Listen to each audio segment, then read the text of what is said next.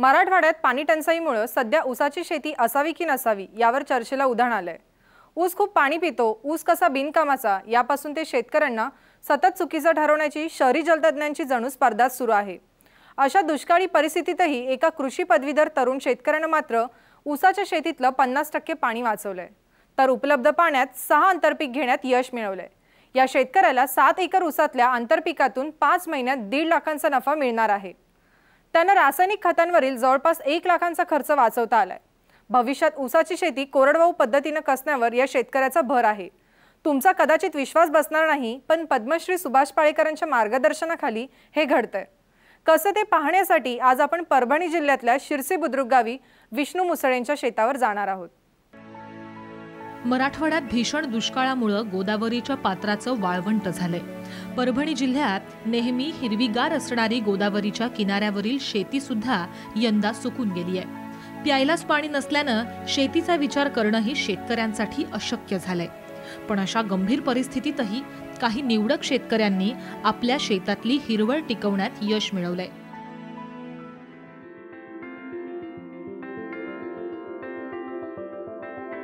सोनपेठ तालुक्यातल्या शिरसी बुद्रुक गावच्या कृषी पदवीधर विष्णू मुसळेंनी सुभाष पाळेकरांच्या मार्गदर्शनाखाली हे शक्य केलंय।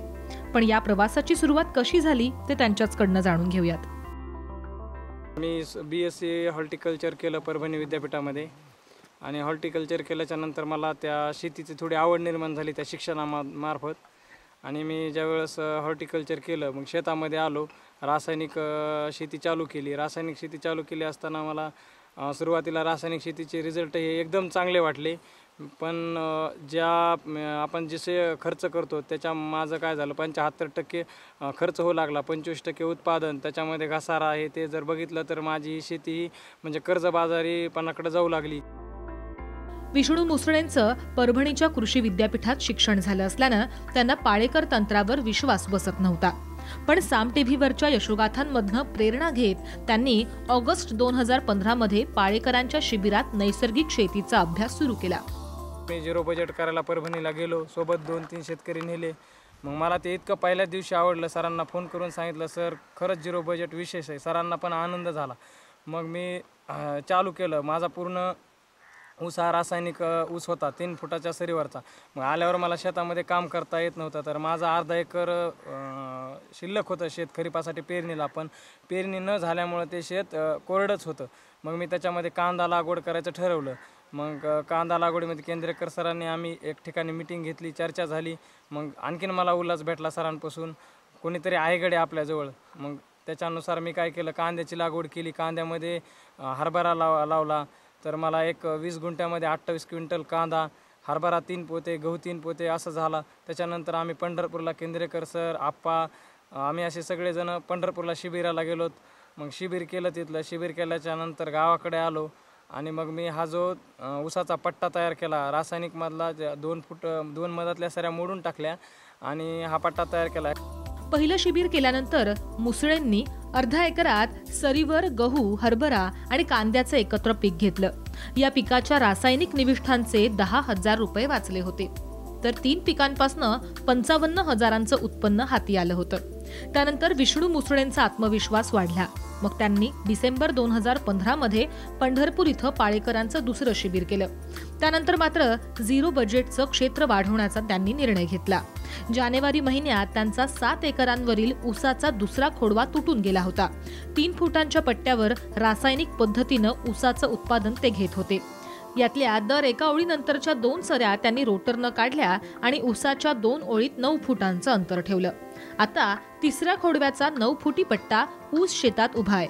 या ऊसात त्यांनी चवळी, भुईमूग, मूग, तीळ तसंच टरबूज खरबुजाचं आंतरपीक घेतलं।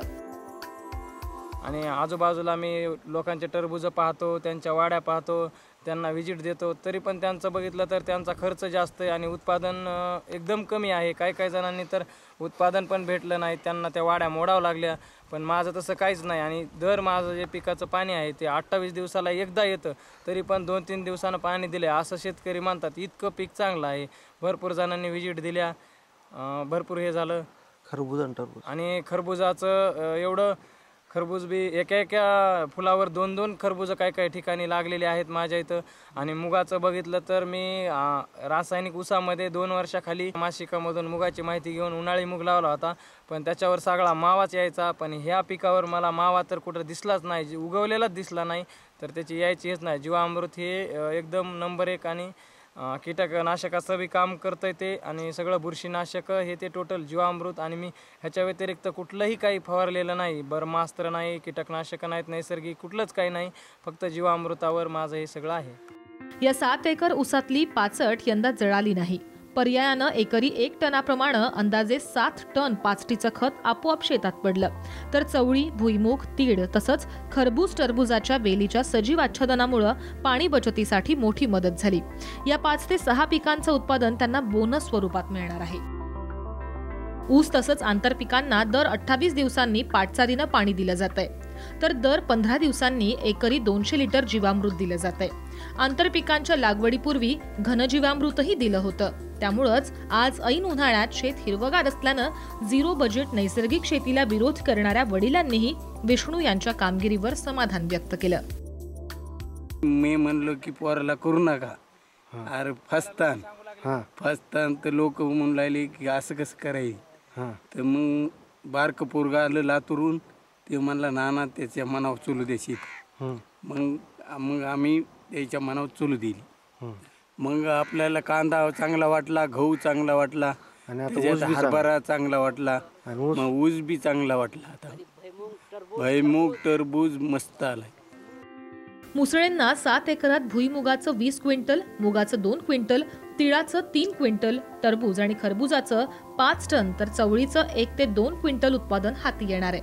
यापासून त्यांना अंदाजे 2.25 लाखांचं उत्पन्न हाती येईल. या आंतरपिकांच्या बियाणं, लागवड तसंच काढणी खर्चासाठी लागणारा 25,000चा खर्च वगळता 1.5 लाखांचा नफा जेमतेम 5 महिन्यातच हाती येणार आहे. तर ऊसाचं उत्पन्न नफ्यात राहणार आहे. विशेष म्हणजे जीवामृत आच्छादन यामुळे ऊसाला 35 पेक्षा जास्त फुटवे निघालेत. विष्णू मुसळे यांच्या शेतामध्ये आम्ही पूर्ण शेत फिरून पाहिलं आणि सरांनी सांगितल्याप्रमाणे सहजीवन, आच्छादन, वापसा ह्या सर्व गोष्टी इथे दिसून येतात. आणि जवळपास 25 ते 30 दिवसाला एक वेळेस ह्या ऊसाला पाणी आहे. पाण्याची खूप टंचाई असल्यामुळे तरी पण पीक एकदम छानपैकी आहेत. सर्व पिके एकदम उत्तम आहेत आणि आच्छादनामुळे ऊसाला सुद्धा पाणी कमी लागते. आणि ऊसाला तर पाहिले तुम्ही असंख्य फुटवे आहेत. इथं त्यांची झिरो बजेट शेती बघितली आणि त्यापासून मला प्रेरणा मिळाली की झिरो बजेट शेती इथून पुढं मी पण माझ्या याच्यात करणार आणि मी बऱ्याच लोकांना याचं झिरो बजेट शेती करण्यासाठी प्रवृत्त करणार. मुसळेंना ऊसाच्या 9 फुटांच्या पट्ट्यातनं 7 एकरात कमीत कमी अंदाजे 150 टन ऊसाचं उत्पादन मिळणार आहे. यापासून येणारं सगळं उत्पन्न नफ्यात राहणार आहे, कारण या 5 आंतरपिकांमधून त्यांचा ऊसाचा वर्षभराचा उत्पादन खर्च वसूल झालाय. इथं त्यांनी खोडवा पीक घेतलेलं आहे ऊसाचं. 4 वर्षाखालचा खोडवा आहे. त्याच्यामध्ये भुईमूग आहे, चवळी आहे, त्यांनी खरबूज टरबुजाची लागवड केली आहे आणि मूग आहे आणि तुमचे तीळ आहे. ह्या सर्व पिकं त्यांनी आच्छादन, सहजीवन ह्या सर्व तंत्राचा वापर करून झिरो मध्ये घेतलेला आहे. कमी पाण्यात त्यांचा ऊसही खूप छान आहे, भुईमुगही खूप छान आहे. त्यांना ह्यामध्ये भरपूर उत्पन्न मिळणार आहे. काहीही खर्च न करता त्यांच्या फक्त मेहनतीवर जीवामृताच्या फवारणी करून आणि पिकाला देऊन त्यांनी भरपूर उत्पन्न घेणार आहेत.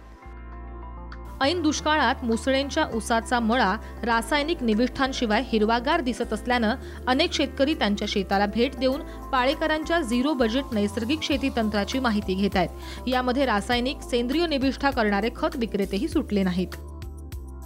सोनपेठ येथील रासायनिक खताचा विक्रेता, रासायनिक खते, बी बियाणे आणि औषधी विक्रेता आहे. पण ज्यावेळेस 2 वर्षापासून आमचे मित्र रामराव मोकाशे कानेगावचे राहणारे, त्यांनी झिरो बजेटबद्दल माहिती सांगितली आणि त्याबद्दल मला आवड सुरू झाली. त्यांच्या सुभाषराव पाळेकरचे पुस्तकं त्यांनी आम्हाला मोफत वाचण्यासाठी दिली आणून आणि त्याप्रमाणे आम्ही झिरो बजेटवर हे कळलं. आज विष्णू मुसळे शीर्ष यांच्या शेतामध्ये आल्यानंतर पाहिल्यानंतर खरोखरच झिरो बजेट शेती करावीशी अशी वाटते. झिरो बजेट नैसर्गिक शेतीत पिकणारा शेतमाल निविष्ठांशिवाय पिकवला जातो. त्यामुळे हा शेतमाल आरोग्याला अतिशय उपयुक्त असल्याचं शिरसी गावातल्या डॉक्टर देशमुखांचं म्हणणं आहे. मी स्वतः वैद्यकीय व्यावसायिक असून मला त्या रासायनिक खतामुळे होणाऱ्या दुष्परिणामाची पूर्ण जाण आहे आणि त्यापासून काय काय नवीन रोग तयार होतात आणि प्रतिकारशक्ती कमी होते माणसाची. पण या झिरो बजेट शेतीपासून जे पीक येतं त्यामध्ये कोणत्याही केमिकलचा अंश राहत नाही. त्यामुळं माणसाची रोगप्रतिकारक शक्ती वाढते असं मला दिसून आलं. त्यामुळं मी आता झिरो बजेट शेती चालू करणार. मुसळेंचं संपूर्ण कुटुंब आज शेतात राबतंय. वडील, भाऊ, पत्नी यांची मोलाची मदत मिळतेय. पहिल्याच वर्षी रासायनिक निविष्ठांचे 1 लाख वाचले, तर आंतरपिकातनं 1.5 लाख मिळणार असल्यानं ऊसा अगोदरच 2.5 लाखांचा नफा हाती येतोय. त्यामुळेच मुसळे कुटुंब ऐन दुष्काळाच्या भरातही समाधानी शेती करतंय. त्यांच्या नव्या पिढीवर देखील पाळेकरांच्या नैसर्गिक शेतीचे संस्कार विष्णू यांनी सुरू केलेत. अजून यंदा मुसळेंना 7 एकर ऊस आणि आंतरपिकांमधनं कमीत कमी 4.5 लाखांचा नफा मिळतोय. तसंच पावसाळ्यात ते याच क्षेत्रात तूर आणि भुईमुगाचं पुन्हा उत्पादन घेणार आहेत. यापासून आणखी लाखभर रुपये मिळतील. येत्या काळात पाळेकरांच्या मार्गदर्शनाखाली जमीन पहिलवान बनवून कोरडवाहू ऊस पिकाचं उत्पादन घेण्याचा कृषी पदवीधर विष्णू मुसळेंचा प्रयत्न मराठवाड्यात दुष्काळानं होरपळणाऱ्या अनेक शेतकऱ्यांसाठी आशेचा किरण ठरेल यात शंका नाही.